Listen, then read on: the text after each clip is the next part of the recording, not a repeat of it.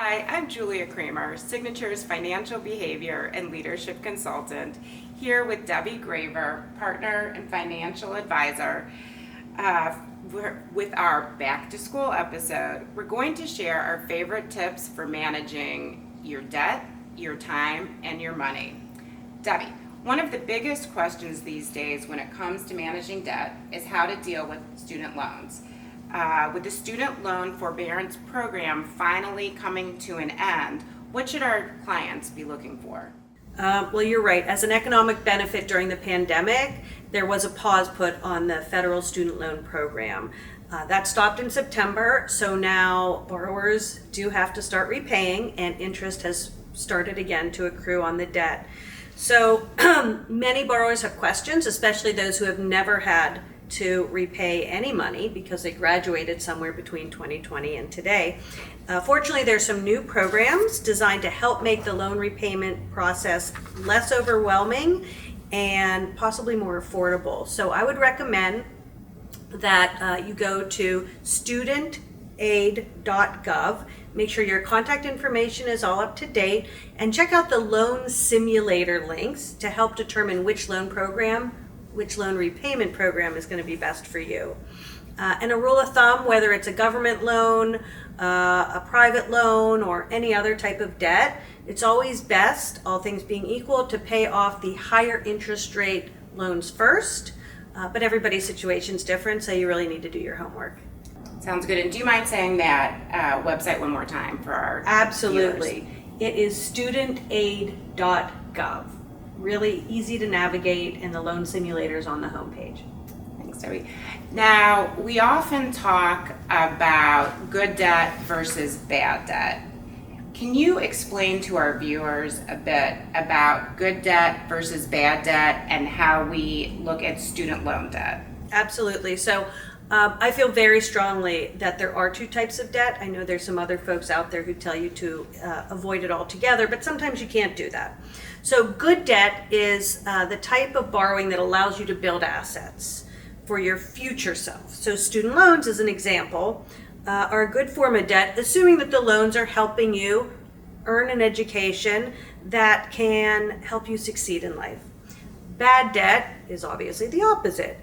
It's something that's going to deter you from your ability to build assets. So carrying a balance on high interest rate credit cards, for example, and not being able to pay those off every month puts you in a situation where you owe more and more money every month, and therefore takes away from your ability to build assets. So that would be what I consider a bad type of debt. Thanks, that makes a lot of sense. So we really need to invest some time thinking about our financial life, managing debt, saving money. Do you have some rules of thumb that can save some time for our listeners? Absolutely, and you should really think about managing money the same way you think about managing debt. Are you spending your money in ways that's going to help your future self, or is it taking away from your ability to become financially self-sufficient?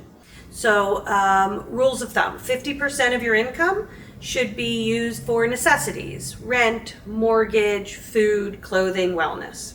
Makes sense.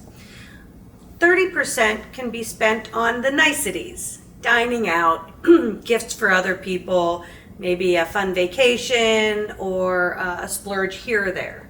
And 20% really should be devoted to saving for the future you. And unfortunately, the statistics show that as Americans, we really aren't devoting that much of our income to savings, and we should be. So the younger you are and the longer you have to let that money grow, the better off, but it's never too late to start. So if today's the first day you're going to start investing for your future self, do it. So savings is a bit like building a stomach muscle or a bicep. It doesn't matter how much necessarily we put into savings each time. It matters that we are saving consistently, and there is something called compound interest, which is our friend. Can you explain a bit about that? Absolutely. So Albert Einstein called compound interest the eighth wonder of the world. Love that. So compound interest is what happens when the interest you earn on your savings begins earning interest itself. So money earns money earns money. So for example, if you invested $100 and were able to earn 7% on that money, at the end of the year, you would have $107. Now the $107 is available to earn money, and so on and so forth. And at a 7% interest rate, if earned consistently, your money will double in 10 years without adding another penny from your pocket. So that really can be magical. Very magical. But I'm curious, Julia. I focus my practice on educating and empowering my clients to succeed, but sometimes it seems like they hit a personal roadblock, right? And they're just not able to follow my guidelines. As a financial behavioral specialist, how would you counsel these folks to help get them back on track? Well, first I would tell them, congratulations, you're human.